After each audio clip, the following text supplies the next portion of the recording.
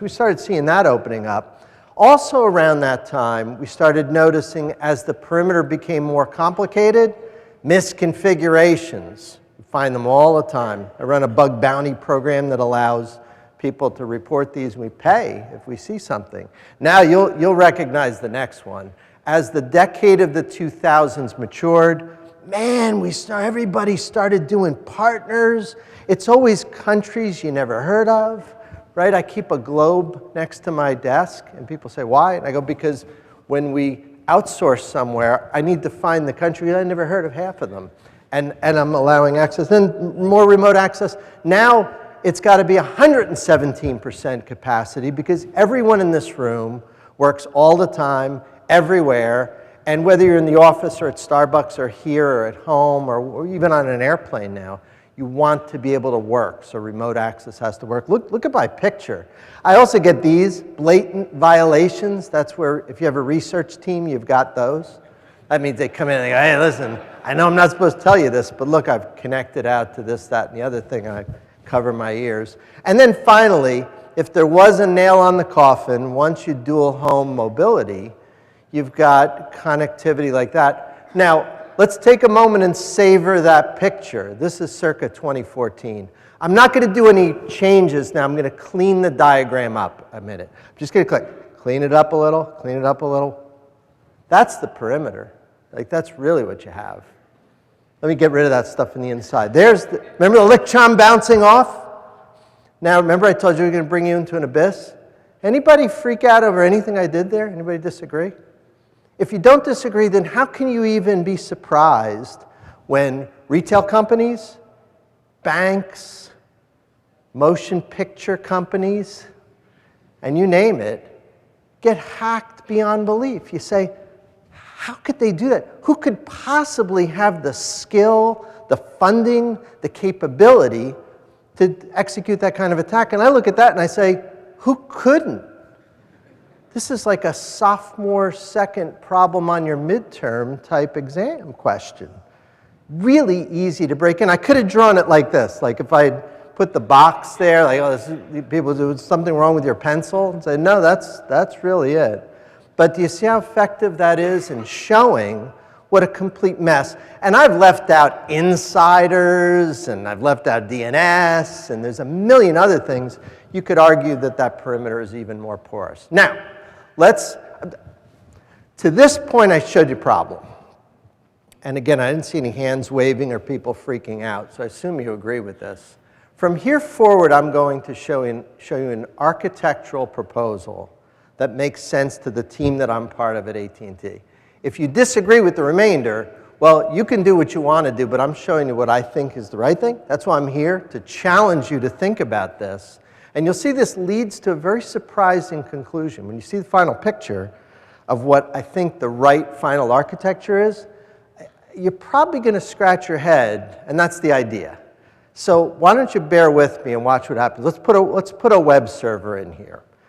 So I said earlier that we built a perimeter around the web server. I made you remember. Let's put a circle there. I'm going to poke a hole in that in a minute. But remember I told you to click your eyes. Remember, is it possible that in this terrible perimeter, that if I challenge the team to just protect the web server, I say, look, forget everything else, just whatever you do something to keep us from having our web server beacon out, misbehave, get infected with malware, I would claim you'd have a pretty good shot at doing that. And here's how you do it. Now, remember the notation games I was showing you? I'm going to put a command and control so it doesn't change anything.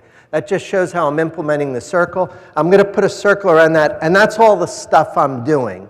The stuff I showed you before, right? The firewall, the intrusion detection, intrusion prevention, antivirus, anti-spam, SIM, DLP, and on and on and on, unified threat management, all that stuff, I presume I'm doing just on the web server. Now, if you ask me, how in God's name would I do that? The answer is one word: virtual. Virtual is like magic. We have a project at AT&T called Astra, where we've convinced ourselves that we can build dynamic runtime objects that have this kind of protection using commercial security capabilities folded right into OpenStack, or if you like VMware, you can do it there too.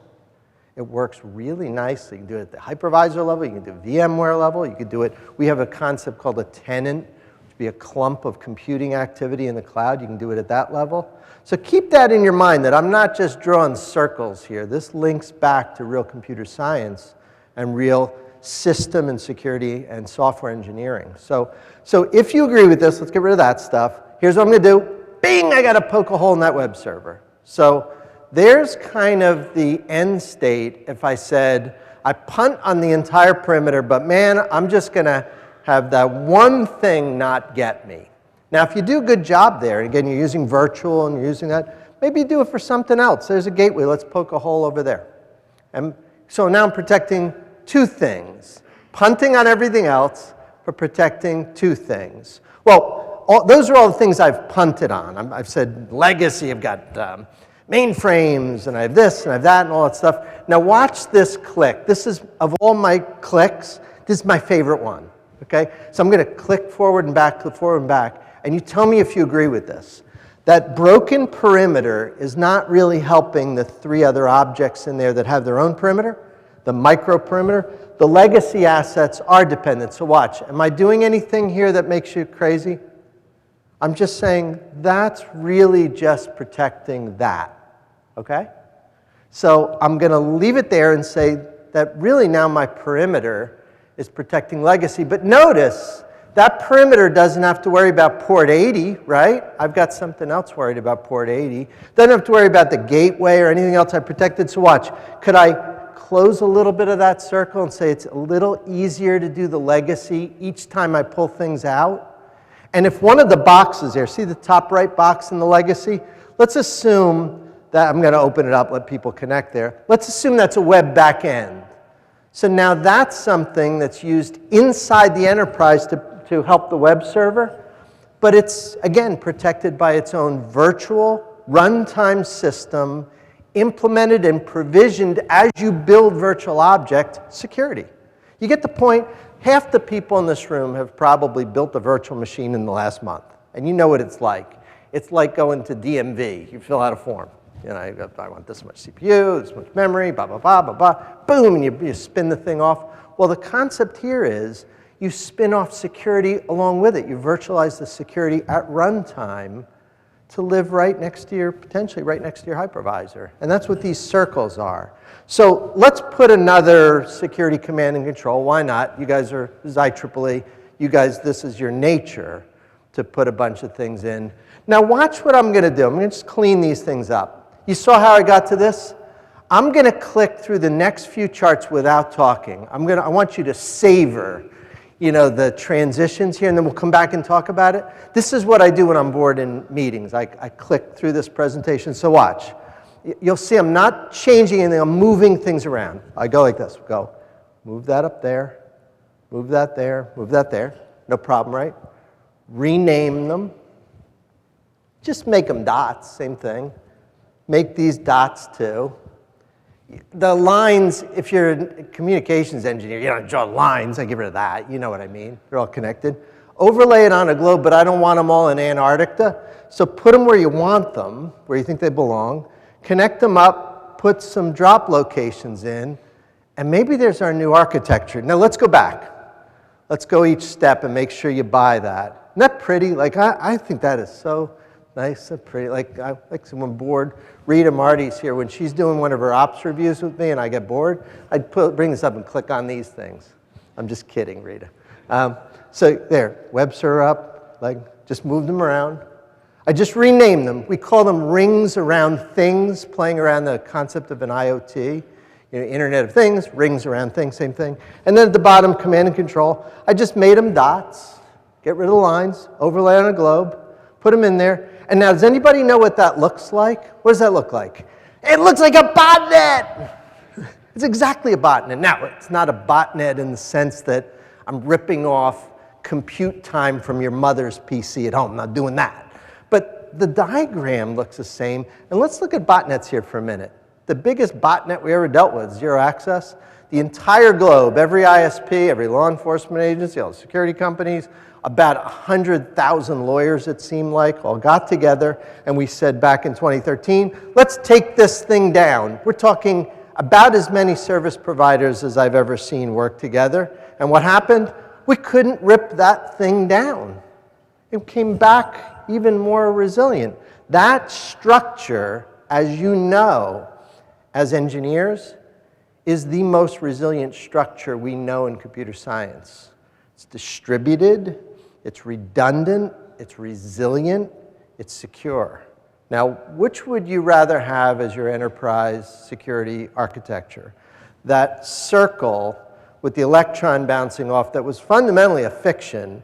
We went through those steps, and so we poked holes in the whole thing and said, there's where we are today. That's what you got. You better do something different. Well, we've all said we want to use virtualization. What I'm proposing is this is how you do it. You use virtualization by protecting the objects, by shrink-wrapping protection, and the whole industry is moving that way. You see this idea that software as a service, infrastructure as a service, platform as a service, as these solutions become available to us, we need security. And would it make sense to put a big piece of iron in front of an as-a-service infrastructure? It makes no sense. You want to bleed and virtualize the security, and this is how I'm proposing you do it. Now, I didn't see anybody get up and walk out. Like, I've had times when people have shaken their head and said, I don't buy any of this. And usually that's when they work for or run one of the companies that was listed with all those functions on the perimeter.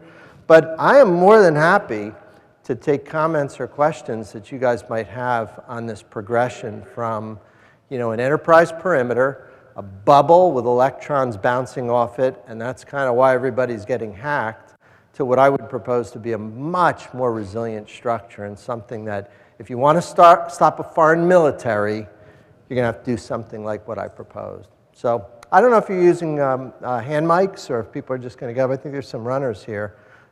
Normally, when I give these presentations, I flip books or candy or something to the first few talks, but I didn't have enough room in my carry-on bag, so maybe the first couple, if you send me a business card, I'll mail you a book. Thanks.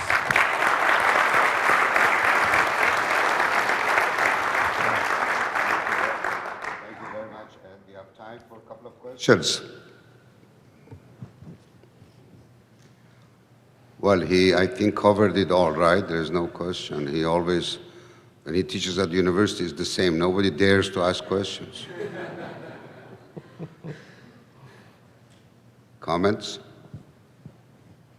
Okay, let's thank Ed one more time.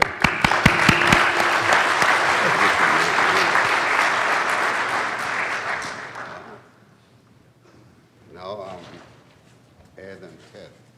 Yeah.